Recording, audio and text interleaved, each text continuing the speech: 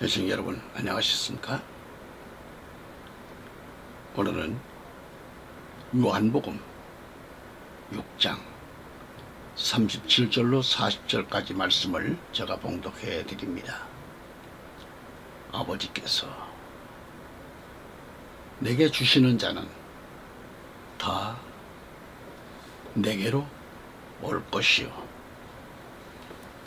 또 내게 오는 자는 내가 결코 내어쫓지 아니하리라.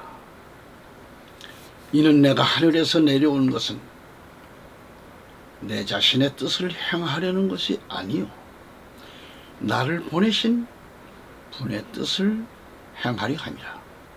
이것이 나를 보내신 아버지의 뜻이니 즉 그분께서 내게 주신 모든 사람을 하나도 잃지 않고 마지막 날에 다시 살리는 것이라.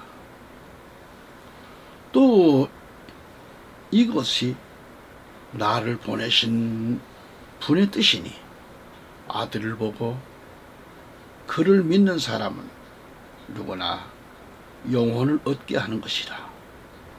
그리고 내가 그를 마지막 날에 다시 살리리라고 하시더라. 아멘. 너희가 아버지의 뜻을 알아?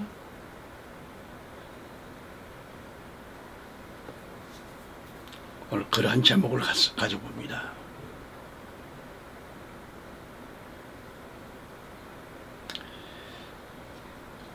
부제로는 내가 그를 마지막 날에 다시 살리리라 하신 말씀이고요. 자, 네가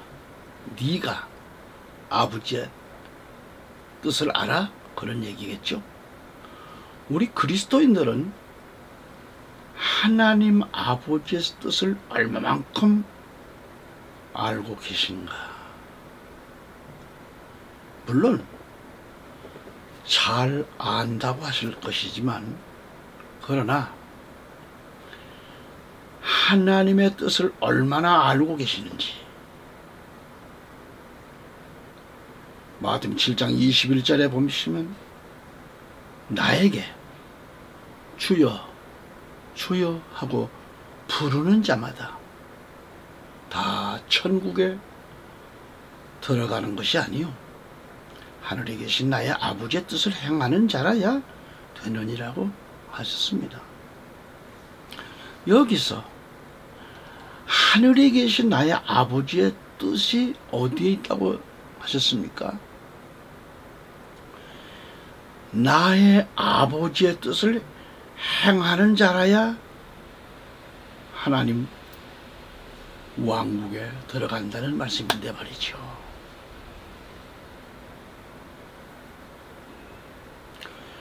그래서 오늘 본문 요한복음 6장 37절로 40절에서 예수 그리스도께서 이렇게 말씀하시죠. 첫째로 아버지께서 내게 주시는 자는 다 내게로 올 것이요 라고 하셨어요. 예수 그리스도께서 이 땅에 오신 것은 아버지의 뜻을 수행하시기 위해 오신 것이죠. 그러면 아버지의 뜻은 뭐예요? 바로 하나님의 절대적인 주권을 이행하는 겁니다. 그것은 뭐예요? 곧 구원사역이죠. 아버지께서 그리스도께 허락하신 아들에게 허락하신 이 자들은 다 내게로 올 것이라고 했잖아요. 아들에게 허락한 자들은 다 올 것이다. 이어서 2절에 가보면 두 번째로 또 그리스도께 오는 자 예수께 오는 자는 내가 결코 내어쫓지 아니하리라는 약속의 말씀.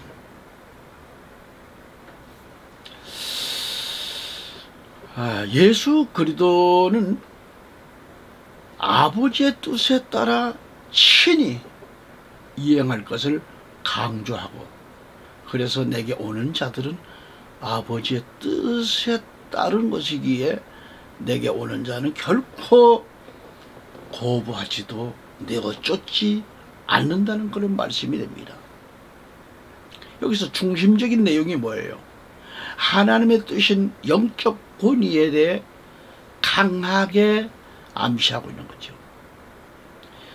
우리 그리스도인들이 위에서 언급해 드렸지만은 아버지의 뜻을 알고 있는 것처럼 하지만 과연 그럴까요?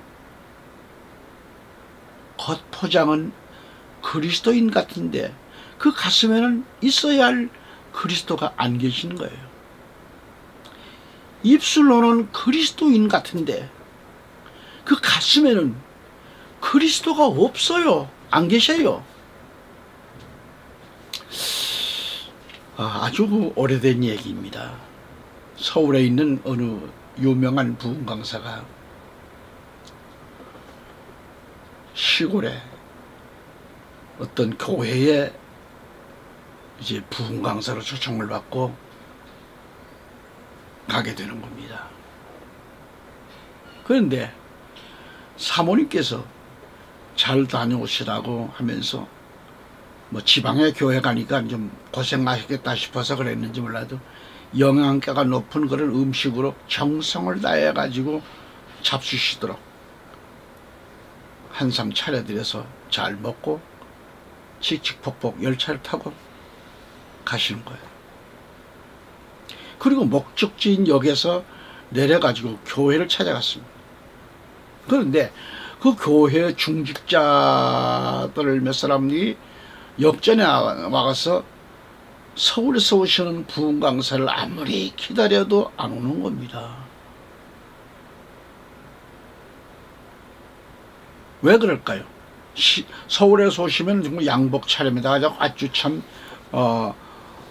멋지다 생각을 했겠지요. 그런데 부흥 강사는 모자를 쓰고 두루마기를 입고 보통 사람으로 간 거예요. 시골에로 가는 거니까.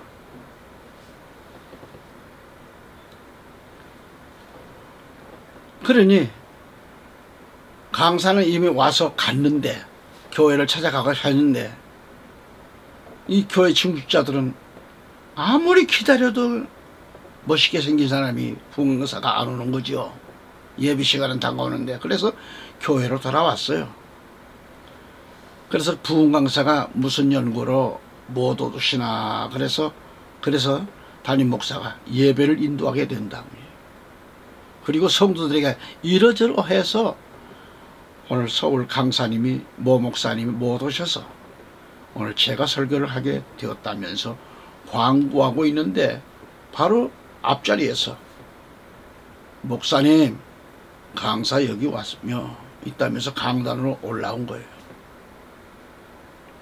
그래서 이 부흥 강사가 이제 강단에 서서 말씀을 전하려는데 갑자기 배가 뒤틀리고 너무너무 아파서 그래서 안 되겠다 싶어가지고 뭐 곧 쏟아질 것 같고 그래서 통성기도 합시다. 강사가 시작하자마자 통성기도를 시켜놓고는 아주 급하게 걸음아 날 살려라고 화장실을 찾아 헤매는데 시골에 처음 갔기 때문에 화장실이 안 보이는 거예요. 앞뒤로 아무리 돌아. 그러다가 못 참아가지고 바지에다 이를 봤어요. 생각해 보세요. 화장실은 못 찾고 결국 어디서 옷도 못 갈아입고 이거 큰일 났죠. 그러면 통성기도는 계속 하고 있는데 들어가야잖아요. 그래서 강사가 교회에 들어와서 저쪽 한 갓길로 이렇게 지나가시는데 그 통로에 앉아있던 성도들이 다 코를 실룩대는 겁니다. 이상하다 이상하다. 이게 어디서 나는 냄새인가, 왜 이렇게 역겨운 냄새가 나는가 하면서도 통성기도를 그래도 멈출할 때까지 하고 있었습니다. 강단에 서서 말씀을 전합니다. 그런데 본교회 목사가 문제였던, 본교회 목사는 냄새가 어디서 난 것 같으면, 근데 뭐 강사가 혹시 그런 거는 못 알아채지 못했으니까 바로 강사 응댕이 뒤에 앉아가지고 코를 실룩 응? 하고 있어요. 응? 강사는 어떻게 해? 말씀을 전해야 되니까 전하고 있는 거고. 그거 이상하다. 갑자기 이 냄새는 무엇인가? 코를 실룩대며 앉아있는 이 목사님, 본교회 목사가 그랬단 말이에요. 첫날 저녁 집회를 일찍 마쳤어요. 목사님이 급하니까. 화장실을 물으니까 권사가 화장실을 안내하는데 사택 안쪽에 가 있는 거예요. 그냥 화장실로 막 가는데 가방을 챙겨 들고 들어가는 겁니다. 그 눈치도 없이 권사가 뒤따라오면서 목사님 아 가방을 왜 그걸 들고 가세요? 강사 가방은 내게 주세요.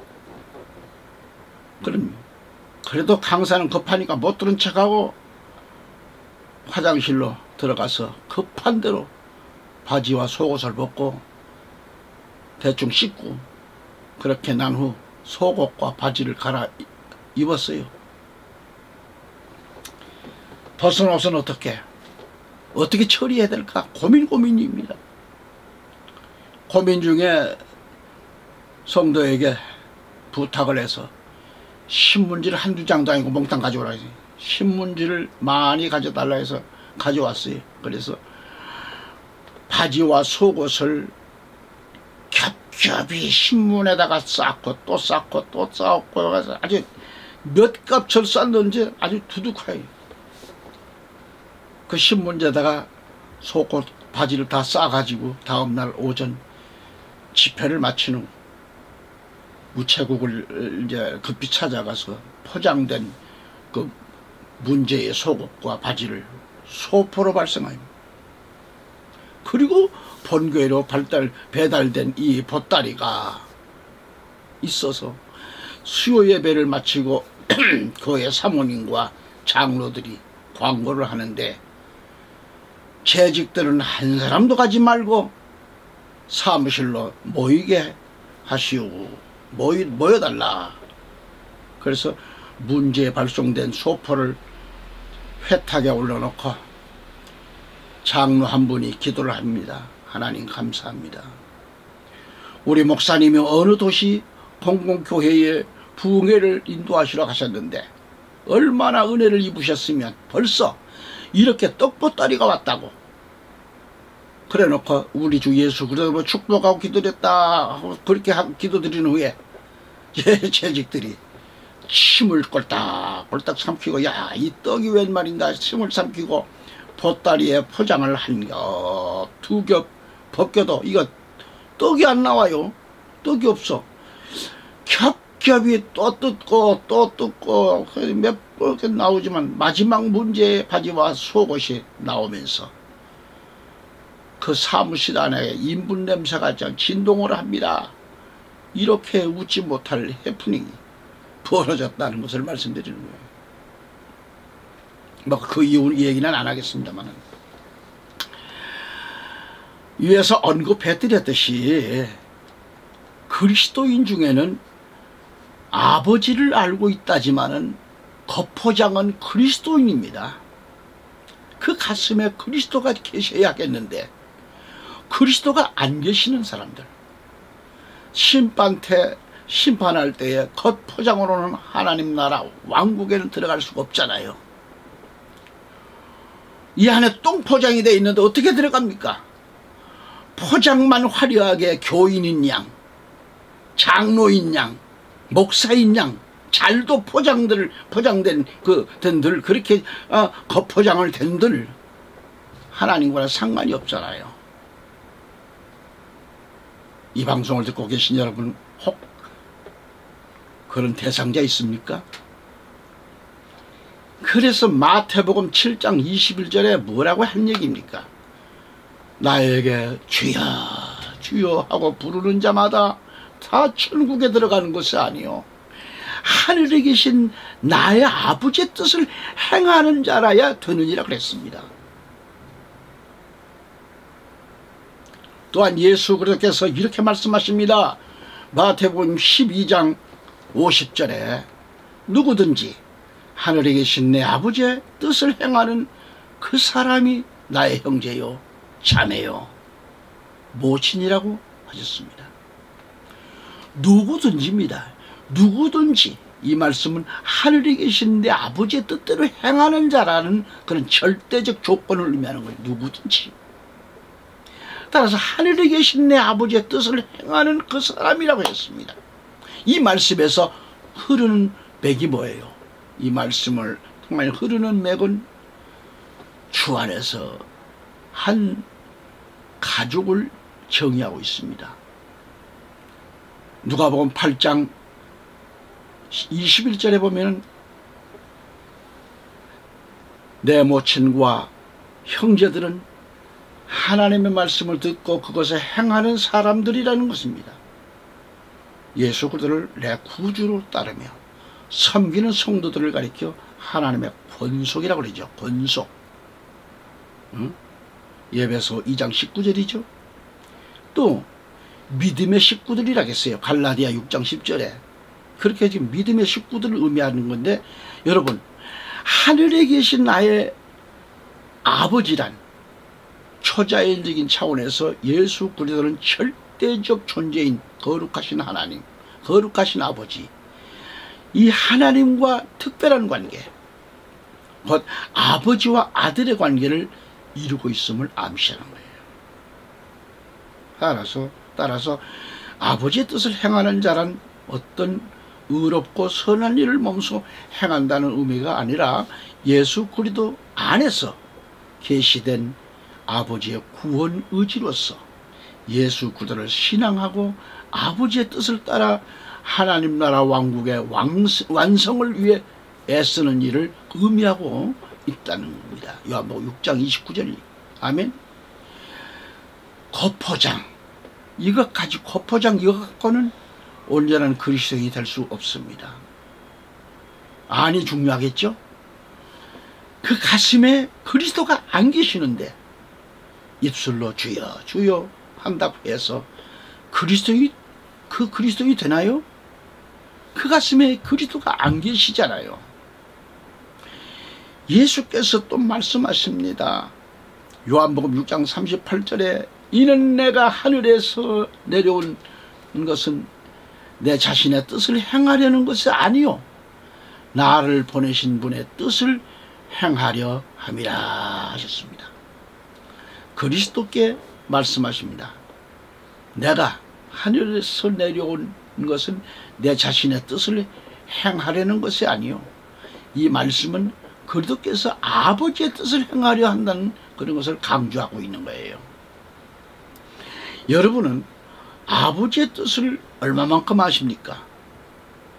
많은 사람들이 하나님의 뜻을 안다고 해도 이를 행하지도 순종할 수도 없습니다. 믿기는 하는데 아버지의 뜻을 따라 살기란 정말 어렵죠. 예수 그리스도께서 이 땅에 오신 목적이 무엇인가? 여러분을 살리기 위해서 오셨습니다. 요한복음 6장 39절에 보시면 이것이 나를 보내신 아버지의 뜻이니 즉 그분께서 내게 주신 모든 사람을 하나도 잃지 않고 마지막 날에 다시 살리는 것이라 라고 하셨습니다.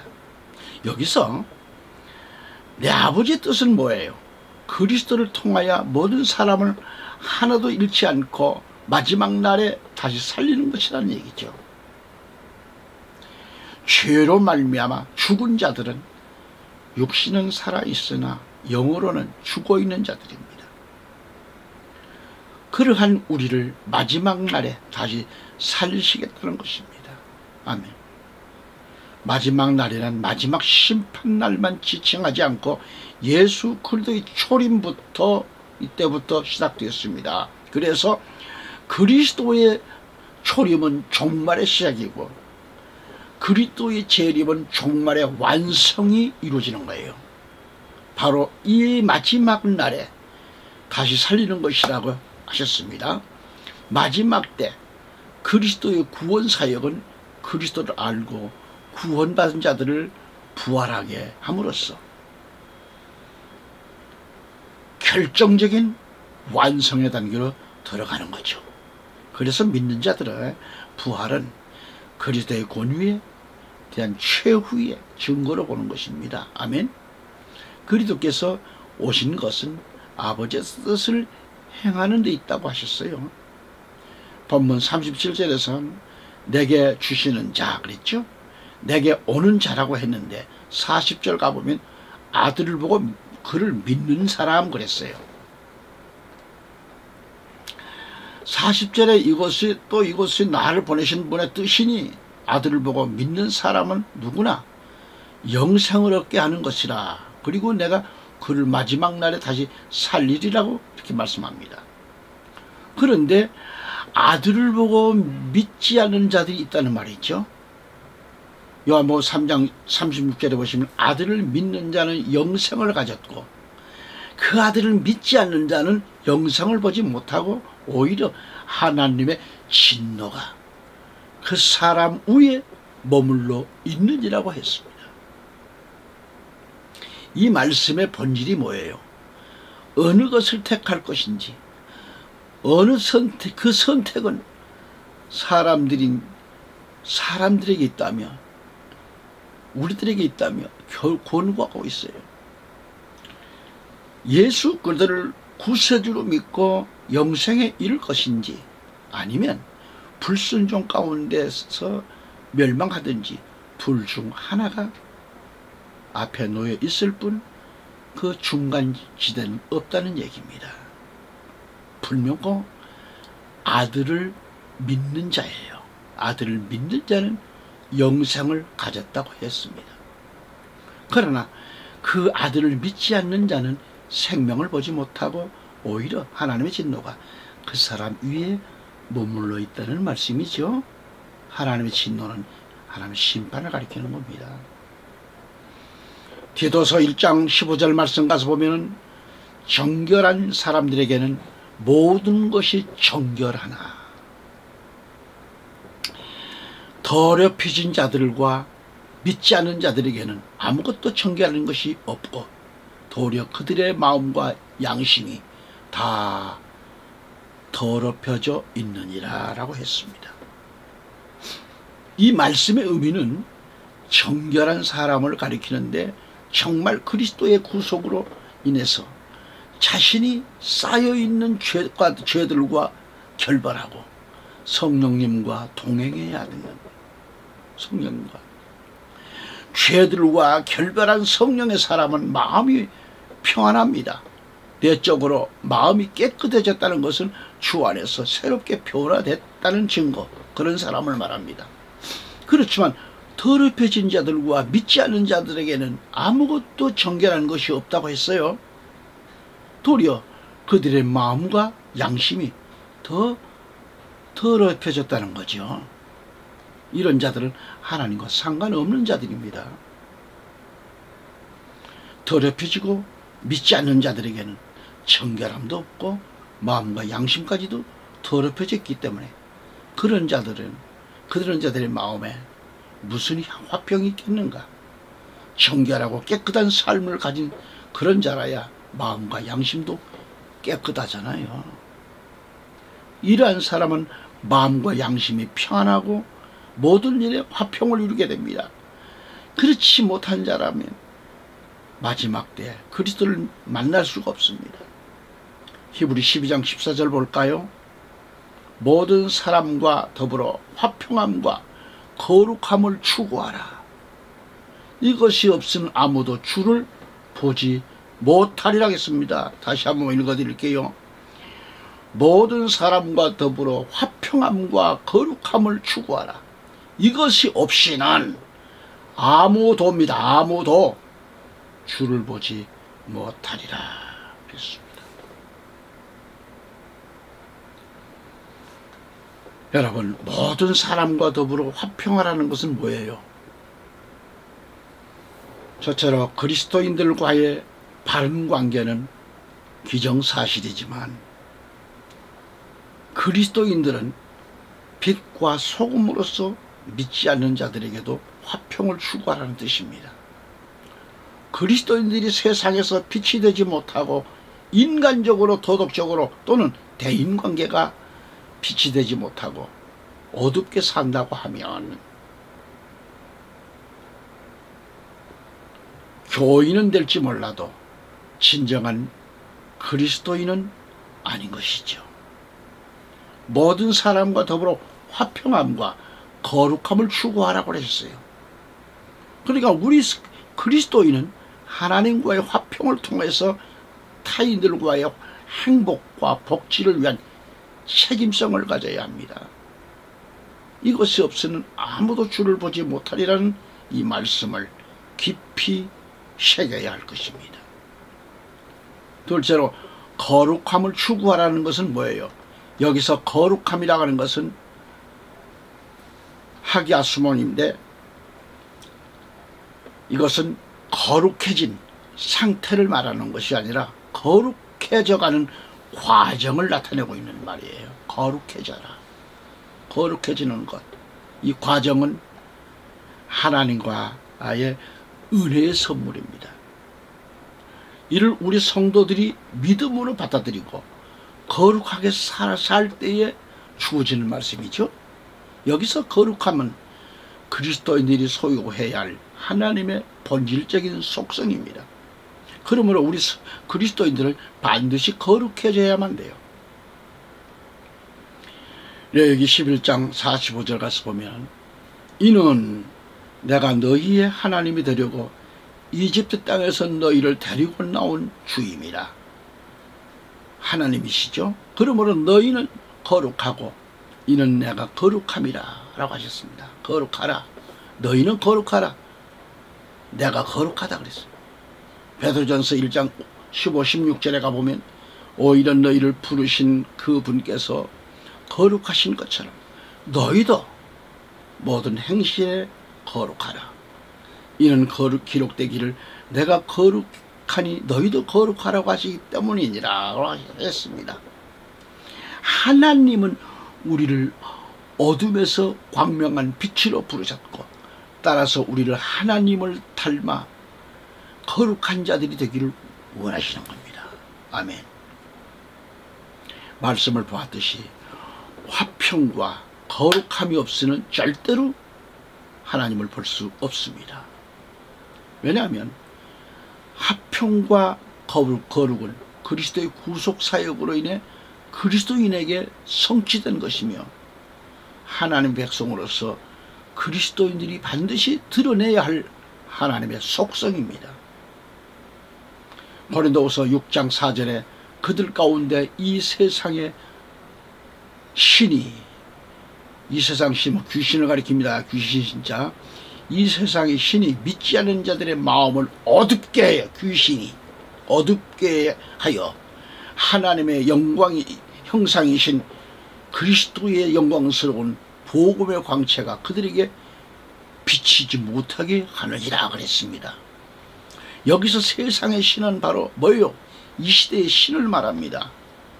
따라서 이 귀신이란 사탄에 대한 별칭인데요. 사탄이란 이 세상의 임금, 정사와 권세와 어둠의 주관자, 악한 영으로 불리고 있습니다. 이 사탄은 원래 하나님의 피조물로 천사였지만 하나님의 자리를 침범하려고 교만을 부리다가 그 교만을 품었다가 하나님으로부터 정죄를 받고 하나님의 대적자가 되었습니다. 그러자 사탄은 예수 그리스도의 삶과 죽음, 부활을 통하여 결정적인 패배를 당한 것이죠. 그렇지만 사탄이 계속해서 성도들을 타락시키는데 기회를 엿보고 끊임없이 믿음 약한 자들을 그 신앙을 타락시키기 위해서 활동을 이렇게 펴고 있는 것은 뭐예요? 하나님께 종말까지 사탄의 활동을 허락하고 있기 때문에 그렇습니다. 허락받고 하는 거예요. 그래서 그 사탄 귀신의 영이 믿지 않는 자들의 마음을 어둡게 한다는 것입니다. 성령의 불로 영이 밝아 있는데 귀신의 영이 침범하여 여러분의 마음을 어둡게 한다고 그랬습니다. 그러면 그나마 믿음이 약해서 그 마음에 있는 꺼지기 직전인 그런 깜빡거리고 있는 불까지라도 사탄이가 와서 완전히 꺼버리니까 그 마음이 어두워질 수밖에 없습니다. 여러분의 영이 불이 꺼진 채 어둠 속에서 헤매고 있습니까? 그렇다면 사탄이는 여러분을 마음대로 가지고 놀면서 아이가 장난감 가지고 놀듯이 온갖 것으로 괴롭힐 것입니다. 사업도 망하게 만드는 게 사탄이고, 건강도 병들게 하는 것도 다 사탄이고, 괴롭게 하는 것도 사탄이고, 도둑이 들어가지고 몽탕 탈취해가는 것도 사탄이고, 이게 부부간에 쌈질하고 살인하고 하는 것도 다 이 사탄이 가는 데들이에요. 이 사탄이.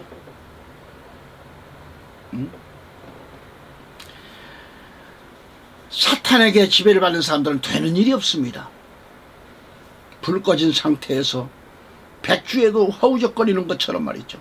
그렇지만 참된 그리스도인은 아버지와 함께하며 그리스도와 함께하는 자들은 빼앗기지도 않고 하나도 잃지 않고 마지막 날에 영생을 얻게 한다는 약속의 말씀 믿으시기 바랍니다. 아멘. 다음으로 성경에 모든 질병을 허락하신 이도 하나님이시요 모든 질병을 제거하실 이도 하나님이신 걸 아셔야 돼요. 사무엘하 24장 15절 가서 보면 주께서 아침부터 정해진 때에 이스라엘의 전염병을 보내시니 단에서부터 부엘세바에 이르기까지 7만 명이 죽으니라. 병들어 죽었어요. 7만 명이. 질병을 보내니까.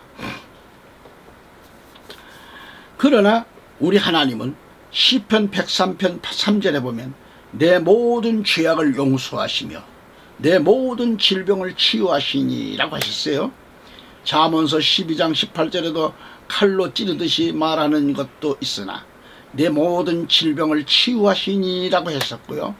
시편 91편 3절 6절 가서 보면 참으로 그가 너를 새 사냥꾼의 덫과 지독한 전염병에서 건져내시리라 하셨고, 그가 너를 자기 깃털로 덮으시리니 네가 그의 날개 아래 피하리로다.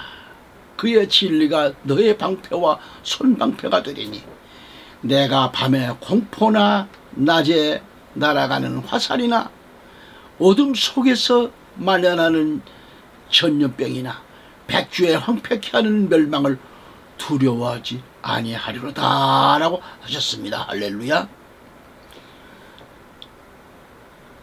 저 천주 우주 만물을 말씀으로 창조하시고 천지 만물을 창조하시고 우리 인간들을 찾아오시고 억만 가지의 죄악에서 그리스도를 믿게 하시고 구원 얻게 하시고 영생을 보장하시고 하나님 나라 왕국의 백성들을 삼으신 하나님은 우리에게 가장 큰 소망이 되시고 가장 큰 아버지이시며 하나님의 뜻임을 알았습니다. 이는 엄청난 큰 선물입니다. 그리고 하나님은 우리 한 사람 한 사람을 천하보다 귀하다고 하셨습니다. 그리고 나와 여러분은 영원한 생명을 얻기로 정해진 그런 자들입니다. 사도행전 13장 48절이죠. 예수 그리스도께서 말씀하십니다. 죄인 하나가 회개하면 하나님의 천사들 앞에 기쁨이 되느니라고 누가복음 15장 10절에 이렇게 말씀하고 있어요. 여러분은 하나님을 믿는데 하나님을 그렇도록 귀하게 여겨봤습니까? 하나님의 뜻이 뭔지를 이제 깨닫습니까? 주여 주여, 하나님은 이토록 우리를 천하보다 귀하게 했는데 나는 과연 하나님을 그토록 귀한 분으로 여기고 있습니까? 그러면서 불평불만합니까? 오늘 말씀을 들으신 가운데 가장 큰 하나님의 뜻이 무엇인가요? 사람이 예수를 믿어 영생을 얻는 거예요. 이 사실이 그리스도인들의 가슴에 강하게 믿어지고 충만해야 되는 거예요. 타종교회는 영생은 없고 영벌만 있을 뿐입니다. 영벌이란 뭐예요? 지옥에서 받는 영원한 벌을 가리킵니다. 하나님의 백성들에게는 종교가 없습니다. 종교 없습니다. 종교가 아니라 우리는 창조주 하나님을 믿는 것입니다. 우리들 삶 속에 영생을 주시는 만왕의 왕 그리스도를 믿는 것입니다. 저들의 종교에서는 귀신은 많은데 십자가도 예수 그리스도 없습니다. 부활, 승천, 오순절도 재림도 없기 때문에 들어보지도 못했습니다. 그래서 세상 종교에서는 심판받아 영벌만 있을 뿐이고 저들은 지옥에서 영벌만 받게 되는 거예요. 다음으로 예수 그리스도를 어떻게 믿어야 하나님의 뜻일까요?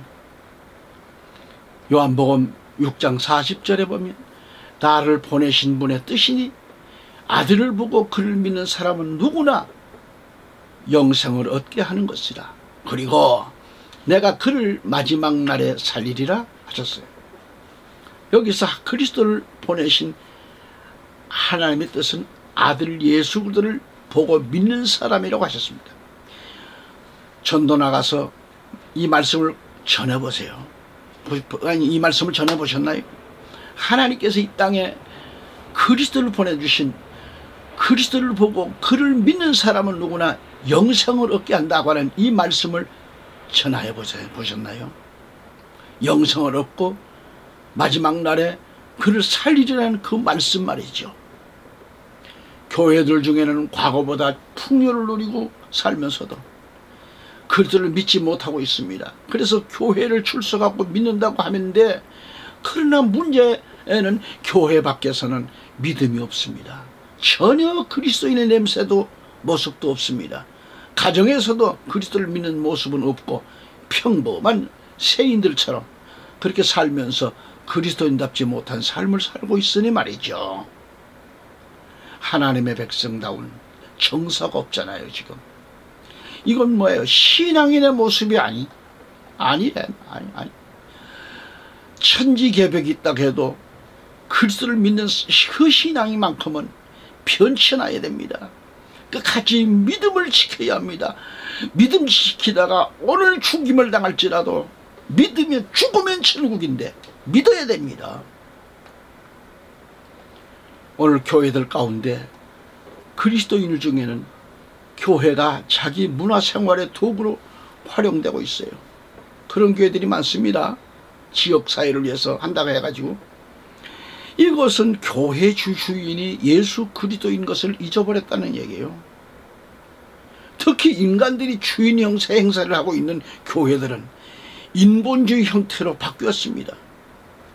이는 참으로 무서운 일입니다. 그러한 교회당은 하나님의 영광이 이미 떠나 있습니다. 그것은 교회가 아닙니다. 성령이 떠나시면 그 교회는 하나의 창고에 불과한 거예요. 창고. 오래전에 경기도 어느 지역에 있는 큰 교회인데 장로와 중직자들이 그 교회의 그 교회 주인 행사를 하고 있어가지고 종로에 있는 우리 기자단이 현장 취재를 가서 교회의 현 상황을 들어보니 그동안 담임 목사를 초빙해서 1년도 안 돼서 쫓겨난 목회자가 11명째이고 현재 교회에서 탄핵을 받고 있는 목사는 그래도 1년은 넘겼다고 합니다.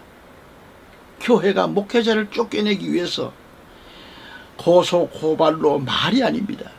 게다가 교회는 장로파, 권사파 등 수갈래로 편이 갈라져 있고 더 이상 진전될 기미도 어떤 소통도 더 안 되는 거예요.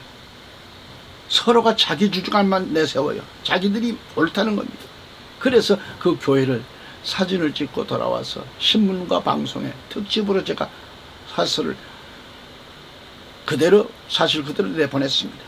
그랬더니 장로파, 권사파, 청년들까지 본사를 찾아온 겁니다. 그리고 명예훼손 등으로 협박을 해서 찾아온 그들 중에는 변호사도 있더라고요.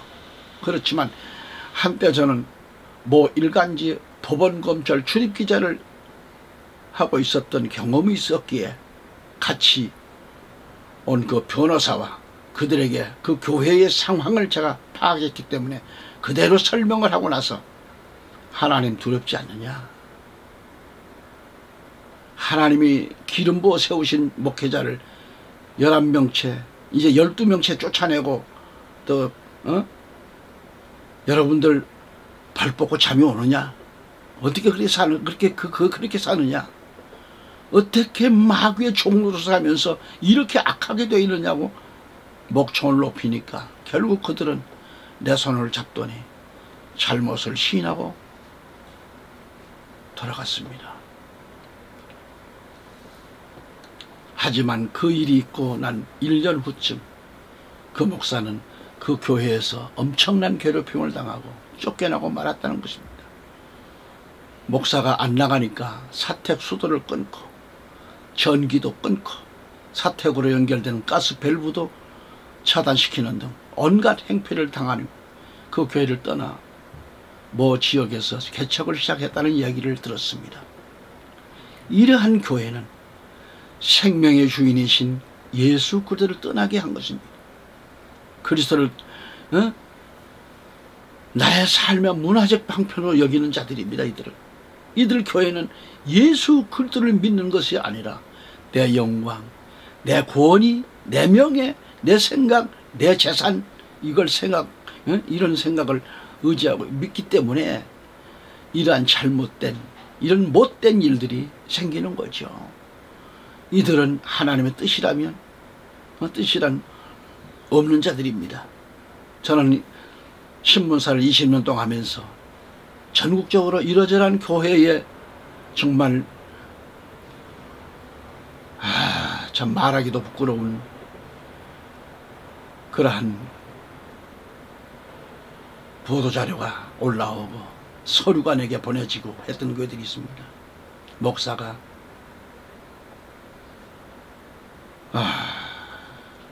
빠친코에다가 돈 땡기다가 교회가 작살나는 교회가 없나.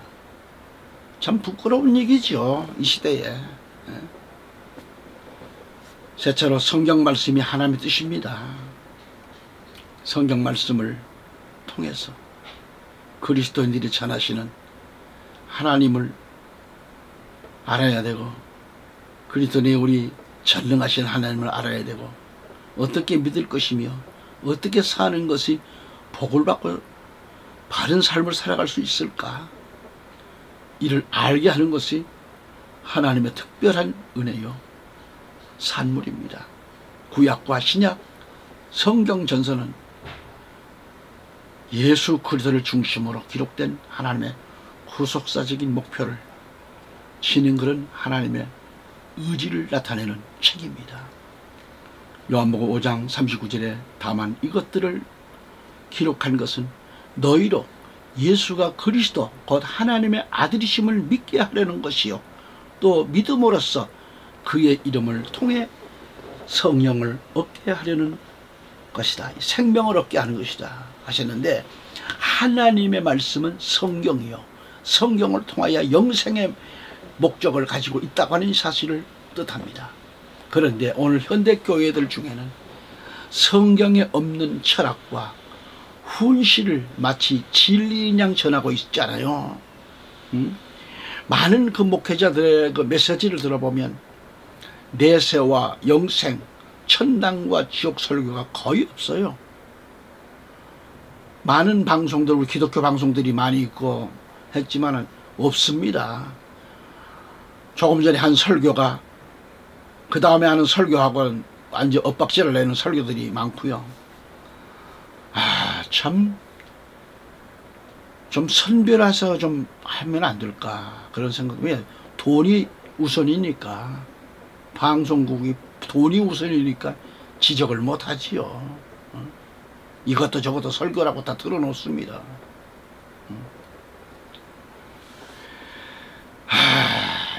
천국과 지옥이 없어요. 그런 설교가 없어요. 메시지 자체가 성경에도 없는 말 하는 것이 많고, 혹은 엄히 견고한 말씀을 벗어나 겁도 없이 지어내는 그런 내용을 가진 설교가 있고요. 그들 중에는 불교에도 구원이 있다고 하는 설교, 연옥이 있다는 등 이렇게 메시지를 듣고도 아멘 아멘 하는 신자들이 많습니다.